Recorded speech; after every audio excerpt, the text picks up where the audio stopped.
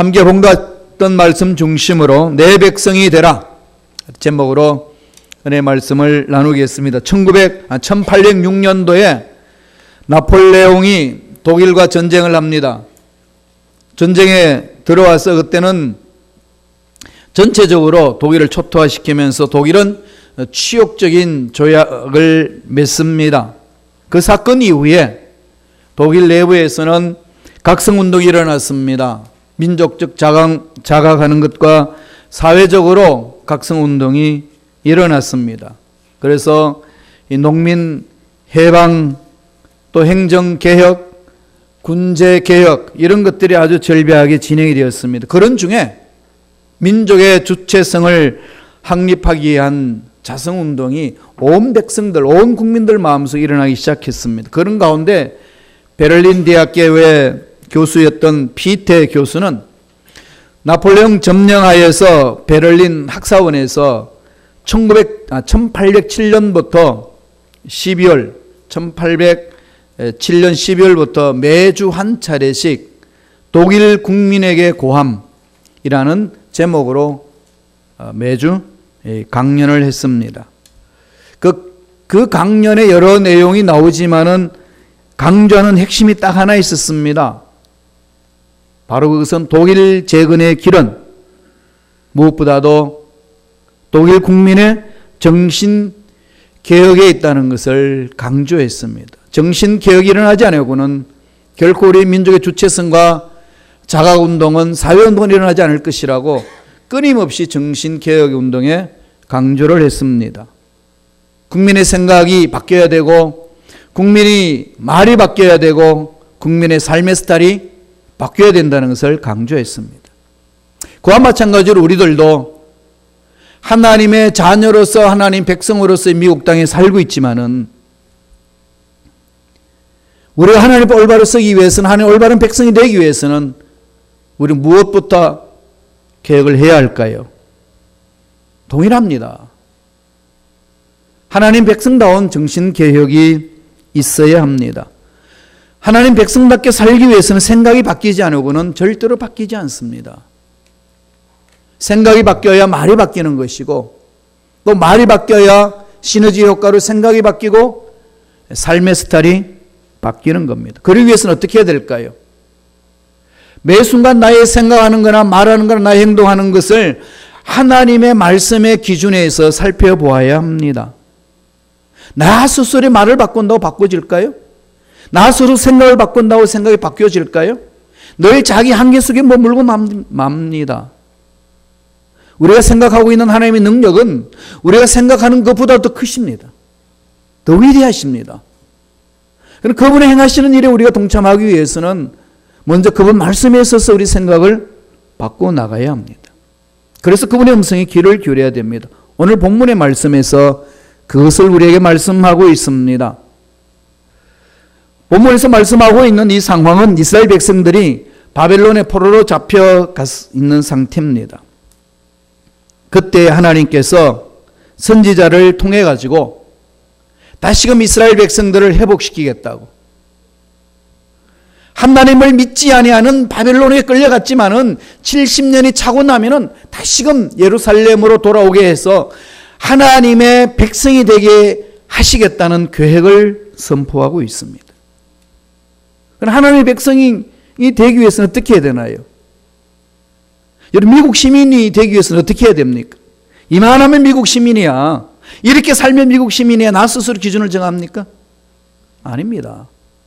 미국에서 정해놓은 기준이 있습니다. 그 정해놓은 기준에 미달하면 결코 미국 시민이 될 수 없습니다. 마찬가지입니다.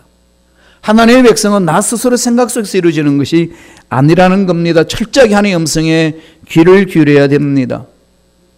하나님의 음성에 귀를 기울이지 아니하고 세상 소리에 내 소리에 귀를 기울이기 시작한다면 결국 그 길은 사망의 길입니다. 우리 인생의 삶은 사망의 길이냐 생명의 길이냐 양갈래 길에 쓰여 있습니다.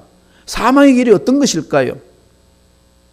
욕망으로 가는 것이고, 욕망이 안 되면 실망하는 것이고, 실망이 안 되면 원망하고, 원망이 안 되면 나아가서는 뭐가 되나요? 절망하고, 절망하면 어디로 가나요? 노망하고, 노망하면 어디로 가죠? 사망으로 갑니다. 많은 길이에요.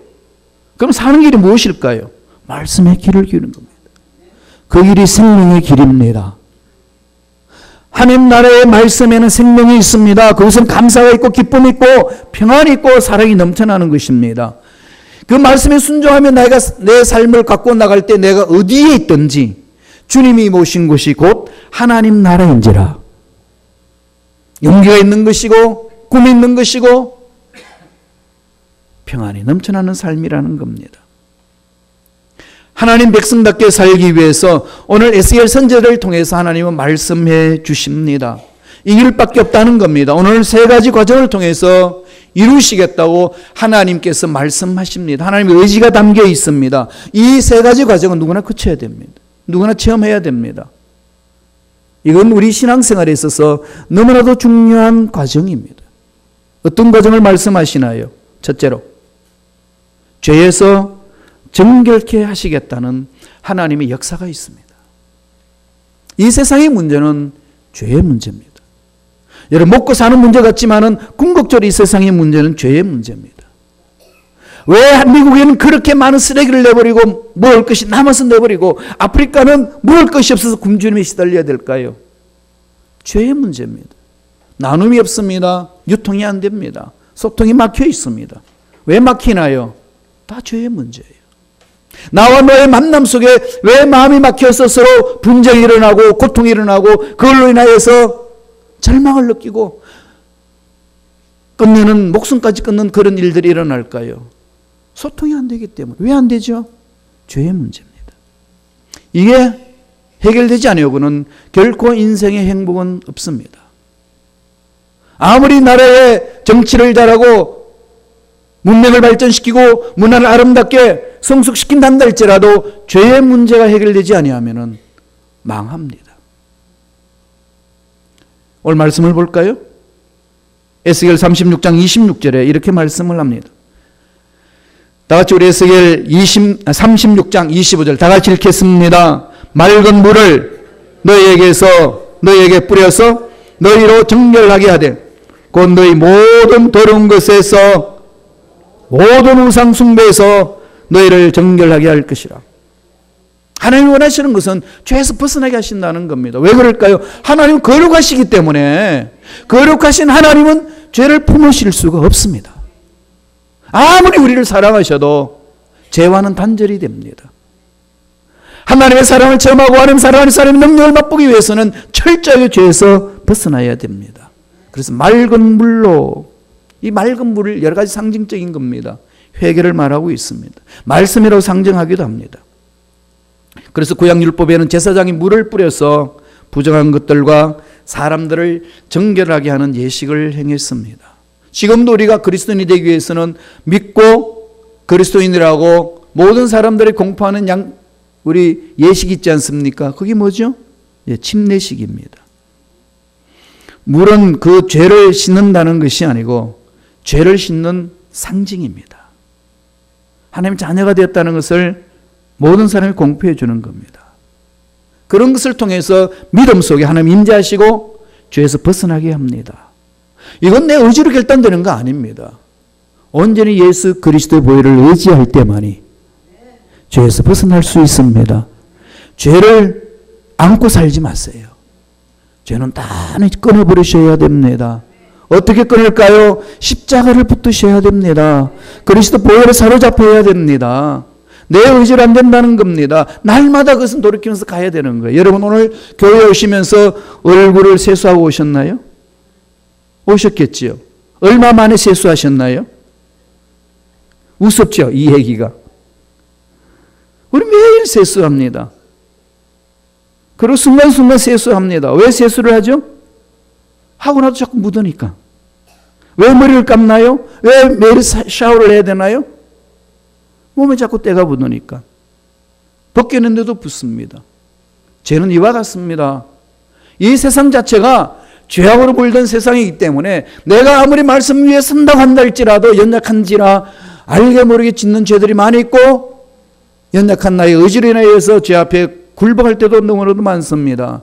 하나님 알고 계셔요. 그런데 만나주시를 원합니다. 그래서 길을 열어주신 겁니다. 그 길이 뭘까요? 십자가 보혈입니다. 하나님이 너는 내 백성이 되리라고 선포하신 후에 하시는 말씀이 맑은 물로 너를 정결케 하리라. 다른 거 없어요. 돈으로 오는 것도 아니고 명예로 오는 것도 아니고 지식을 하나님 오는 것도 아닙니다. 온전히 그리스도의 보혈의 능력이 의지해서 나올 때 우리 모든 죄는 깨끗하게 청산됩니다. 날마다 회개하시고 날마다 돌아보시고 날마다 하나님 앞에 서는 자 되시기를 바랍니다. 다윗은 밧세바를 범하고 난 이후에 나단 선지자로부터 책망을 듣습니다. 나단 선지자로부터 책망 듣는 순간에 변명하지 않습니다. 그 자리에 무릎을 꿇습니다. 하나님 앞에 섭니다. 하나님을 두려웠기 때문에 하나님 앞에 섭니다. 나단 선지자 단칼에 죽여버릴 수도 있지만은 그런 나단 선지자의 그 말은 하나님의 말씀으로 들었기 때문에 하나님을 두려워하는 자는 하나님 앞에 섭니다. 하나님 앞에 선 다윗의 고백 들어보세요. 시편 51편 2절입니다. 다 같이 한번 읽어보실까요? 한 목소리로 시편 51편 2절 읽겠습니다. 나의 죄악을 말갛게 씻으시며 나의 죄를 깨끗이 제하소서. 하나님 앞에 서는 자의 고백입니다. 하나님 앞에 올바로 서는 자는 이 세상에 어떤 상황이 내 앞을 가로막는다 할지라도 어떤 문제가 나를 괴롭힌다 할지라도 그 상황이나 그 문제 앞에 두려워하지 않습니다. 그 반면에 하나님을 두려워하지 않는 자는 세상 문제 앞에 떨게 됩니다. 저와 여러분 삶은 어떤 삶이 되어야 될까요? 하나님의 백성이 되는 길, 하나님 길을 열어주셨습니다. 죄를 씻어주는 길. 매 순간 하나님 면전 앞에 서서 잘못된 것들을 교정받고 수정하고 죄 씻음 받아서 거룩한 자의 삶으로 하나님으로부터 칭찬 듣고 하나님 예배하신 복을 받아 누리시기를 간절히 축원합니다. 두 번째로 하나님의 백성을 삼으시기 위하여 하나님 뭘 이루신다는 겁니까?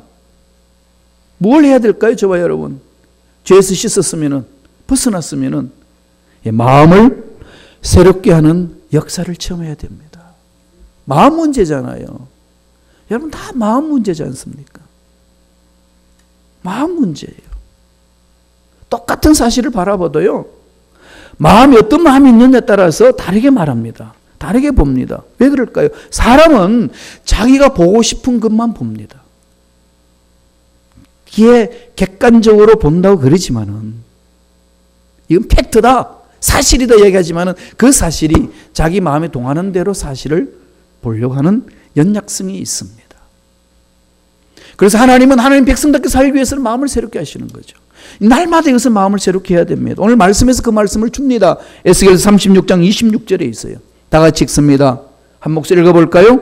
또 새 영을 너희 속에 두고 내 새 마음을 너희에게 주되 너희 육신에서 굳은 마음을 제거하고 부드러운 마음을 줄 것이며 새 영을 너희 속에 두었어.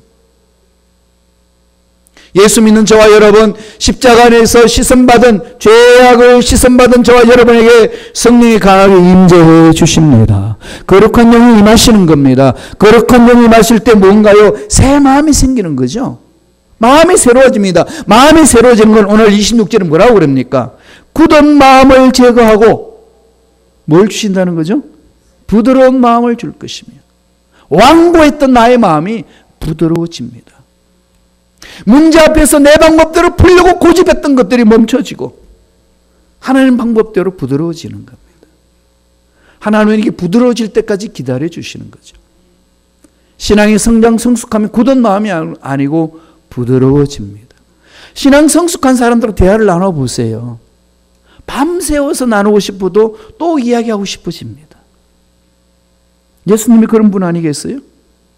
이 마음이 굳었다 이 말은 히브리 말로 에벤을 씁니다. 이 말은 스토니, 돌 같다 그래요. 돌. 굳은 마음은 돌 같아가지고요. 파고 들어갈 틈이 없습니다. 그 나와 너의 만남이 안 이루어집니다. 문이 딱 닫혀버렸습니다. 그런데 죄를 돌이키고 회개한 하나님의 자녀에게 새 영이 돌 같은 마음을 깨트려 버리신다는 겁니다. 성령이 임하면은 돌 같은 마음이 깨트려지는 거예요. 그렇게 들어줘서 어떤 마음이 되죠? 부드러운 마음이 되는 거예요. 이 부드러운 마음을요, 히브리 말로로 바샤라는 말을 씁니다. 바샤라는 말은 이거 플래시 있죠. 육 있죠. 육체. 고기 덩어리. 고기 덩어리가 어때요, 여러분? 스테이크 구울 때 고기 덩어리 숙성시키느라고. 양념해가지고 냉장고에 딱 넣을 때 어떻습니까? 딱딱해지잖아요. 얼마나 부드러워집니까? 3살. 그 부드러운 고기를 빨갛게 달군 석쇠에다가 딱 구우면 지지 그러면서 육즙이 흘러내리는 그 스테이크를 구워지잖아요. 침맛이 돌죠. 그렇게 부드럽게 하신다는 거예요. 누가요? 하나님 아버지께서. 하나님 만난 자의 삶은 부드러워집니다. 딱딱하지 않아요. 굳어버리지 않습니다. 그럼 마음이 부드러워지는 게 어떻게 되나요? 사람들에게 친절히 대하고 긍휼히 여기고 위로하고 품어주고 세워주는 거죠. 신앙의 성장 성숙해진다는 것을 어렵게 생각하지 마세요. 성령이 임하는 걸 어렵게 생각하지 마세요. 성령이 임하면 마음이 부드러워집니다. 새 마음을 주시는 거죠. 옛 생각에 끌려다니지 않는다는 것을 말합니다. 그러면 굳은 마음을 오늘날 우리 신앙생활에 뭘 우리에게 가르쳐 주나요? 어떤 게 굳은 마음일까요? 회개하지 않습니다. 고집스럽습니다. 하나님의 뜻을 거부하고 하나님의 말씀을 거부합니다. 말씀을 불순종하잖아요. 하나님의 말씀에 순종할 때 부드러운 마음으로 순종해 나가는데 마음이 굳어버리면은 말씀이 들어와도 튕깁니다. 하나님을 밀어내는 거죠. 교회 왔어도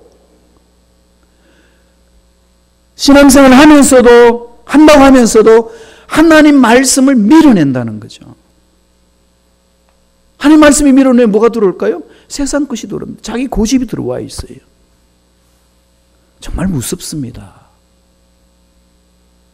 이러면은 하나님과 교제가 안 되는 거죠. 하나님 하시고자 하시는 일을 못하는 겁니다. 인도에서 의료 선교사로 활동하셨던 폴 브랜드라는 분이 계시는데 이분은 영성학자였던 필립 얀시라는 분과 공동으로 책을 기술했는데요. 그 책 이름이 나를 지으신 하나님의 놀라운 손길, 이런 책을 지었습니다. 참 은혜로운 내용이에요. 그래서 폴 브랜드가 하나님의 놀라운 손길에 대해서 얘기를 하면서 우리 인체의 세포에 대해서 얘기를 합니다. 세포. 몸에는 다양한 모양과 다양한 기능을 가진 세포들이 있다는 겁니다. 있죠. 세포가 다 알아듣잖아요. 여러분 화장할 때 여러분 어떻게 화장을 하시나요? 분칠을 하는데 분이 뜰 때 있으면은 이 분이 나쁘다고 피부가 왜 안 먹는다고 자꾸 이렇게 짜증 부리면 더 안 먹어요. 그럼 어떻게 해야 될까요? 사랑해줘야 돼요. 이 피부는 무슨 분을 발라도 다 흡수하느니라.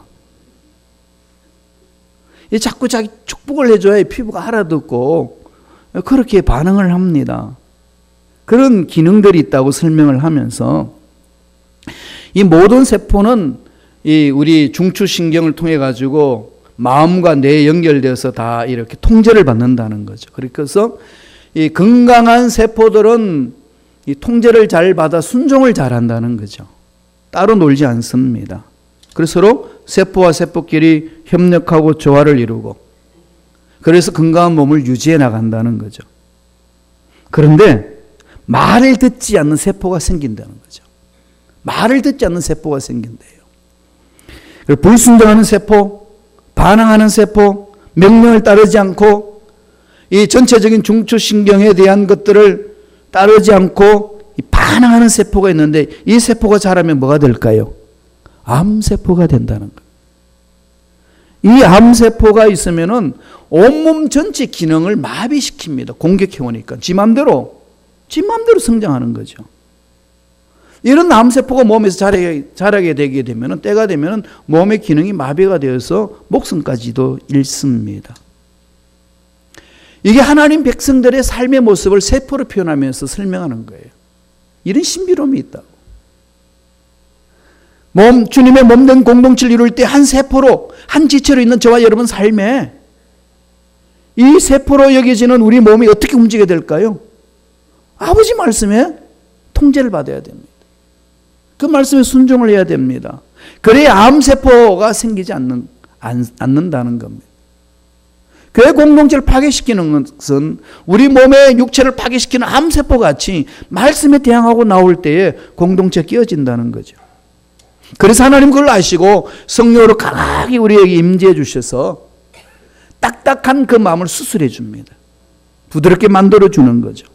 하나님의 말씀에 순종하게 하시고 말씀을 따라감으로써 마음이 부드러워지도록 만들어 주신다는 겁니다. 그래서 새 마음을 주는 거죠. 여기 뭐라고요? 마음입니다. 우리나라에서도 하는 말이 있잖아요. 다 마음 먹기에 달렸다고. 정말 그렇잖아요. 마음입니다. 이 마음을 어떻게 잡을 수 있습니까? 성서에서도 잠언서 4장 23절에 그렇게 말합니다. 물어 지킬 만한 것보다도 내 마음을 지켜라. 아무리 상황이 어렵고 아무리 문제가 힘드는 문제가 있어도 내 마음이 전능하신 하나님께 집중되어 있다면 그 문제, 그 상황은 아무 문제가 안 된다는 얘기입니다. 우리에게 능력이 있다, 능력이 없다, 내 몸에 건강하다, 건강하지 않는다는 것, 마음에 달려있다는 얘기입니다. 마음이 지배한다는 거죠. 그래서 성서는 늘 마음을 지키라고 이야기를 합니다. 어떻게 이런 마음을 지킬 수 있나요?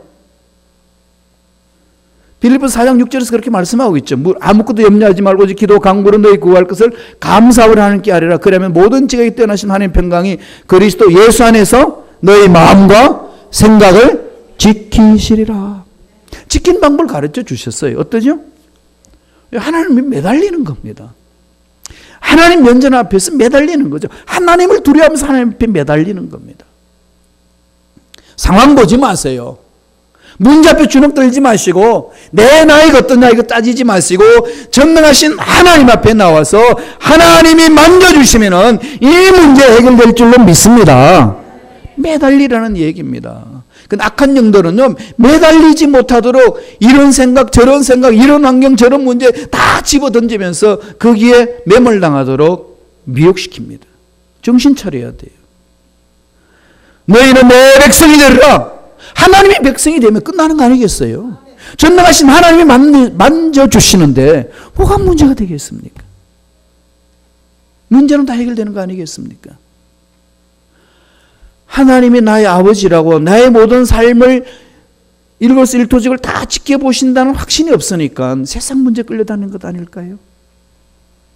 마음을 지켜야 됩니다. 그런데 사실 마음 지키기가 쉽지 않습니다. 하나님 앞에 내 마음을 고정한다는 게 쉽지 않아요. 왜 그럴까요? 이 세상은 돈이 지배하기 때문에 그렇습니다.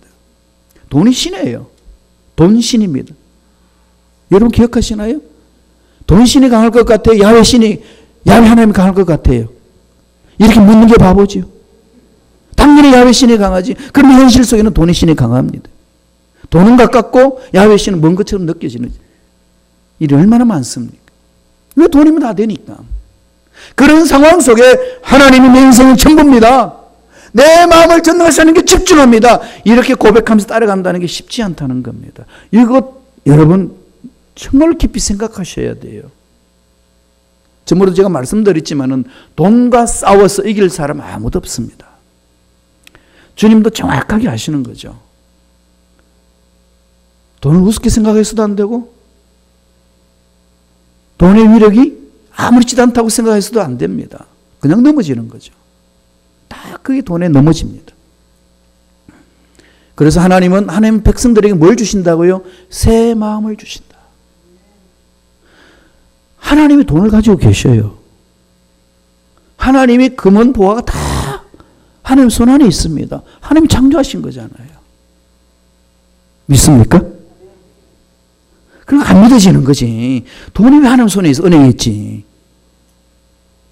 다 하나님의 역사가 나타날 때 그것이 풀어지는 것 아니겠습니까?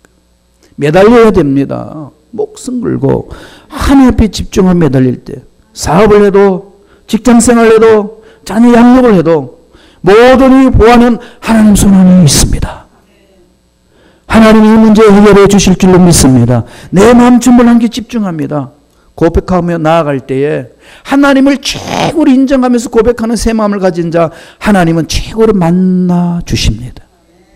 그늘 맛보시기 바랍니다. 마지막 세 번째로 하나님 백성에게 무엇을 이루어 주시겠다고 약속하셨나요?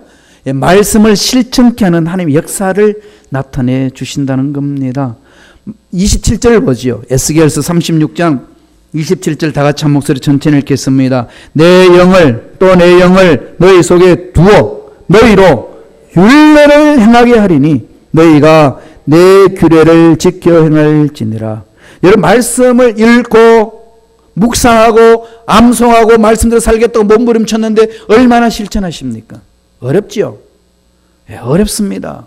쉽지 않습니다. 그럼에도 불구하고 하나님은 계속해서 그거를 강조합니다. 왜 그럴까요? 그것만이 살 길이기 때문에. 그런데 그래서 살 길을 하나님은 아시고 말씀하시는데 이런 것들을 방해하는 악한 영들도 알고 있습니다.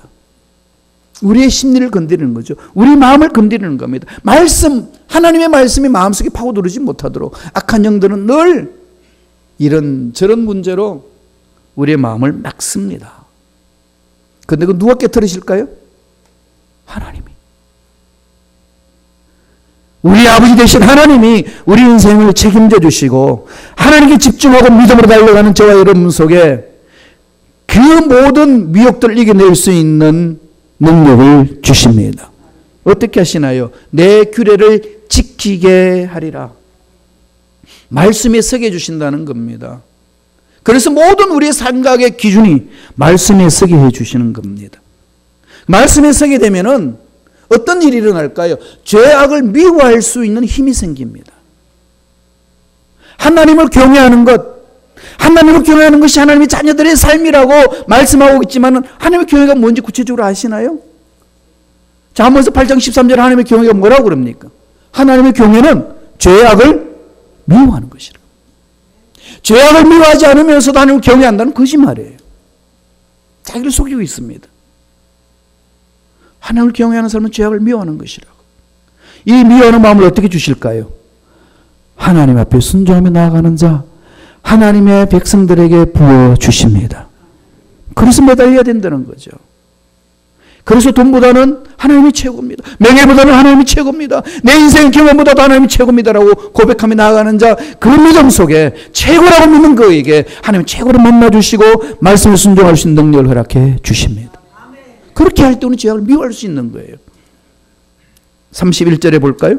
에스겔서 36장 31절 다 같이 우리 한 목소리 천천히 읽겠습니다. 그때에 너희가 너희 악한 길과 너희 좋지 못한 행위를 기억하고 너희 모든 죄악과 가증한 일로 말미암아 스스로 믿게 버리라. 에스겔서 36장 31절에 너희 악한 길과 너희 좋지 못한 행위를 기억하고 너희 모든 죄악과 가증한 일을 말미암아 스스로 어떻게 하죠? 믿게 버리라. 나 스스로 하나님 말씀 앞에 선한 행위를 미워하는 겁니다. 하나님 말씀도 순종하지 못한 거 어쩔 수 없지라가 아니라 철저히 미워하면서 하나님 가까이 간다는 겁니다. 이게 하나님 백성들의 삶입니다. 그럴 때 하나님 관계를 회복시켜 주는 것 아니겠습니까? 예배하신 복을 더 허락해 주시는 겁니다. 나는 하나님의 자녀입니다. 나는 하나님이 책임져 주시는 하나님의 백성입니다. 흔들리지 마시기 바랍니다. 말씀을 보지요. 에스겔서 36장 28절에 이렇게 축복을 해 줍니다. 에스겔 36장 28절 다 같이 읽겠습니다. 내가 너희 조상들에게 준 땅에서 너희가 거주하면서 내 백성이 되고 나는 너희 하나님이 되리라. 너희 조상에게 준 땅에서 하나님이 예배하신 것 약속하신 대로 다 이루어지며 그러면서 선포해 주십니다. 너희는 내 백성이 되고 나는 너의 하나님이 되리라. 하나님이 선포가 이렇게 됐으면 끝난 거예요. 전능하신 하나님이 내 인생의 주인이 되신다는 겁니다. 문제도 주인, 불확실한 미래도 나의 주인, 어려운 상황 속에서 나의 주인이 되신다고 선포해 주시는 하나님의 그 말씀, 마음판에 새겨질 때에 우리 인생의 문제는 풀어지는 역사 일어날 줄로 믿습니다. 하나님 백성답게 말씀에 순종함으로 하나님이 예비하신 복을 누리며 기적을 체험하는 저와 여러분 되기를 간절히 축원드립니다. 기도하겠습니다.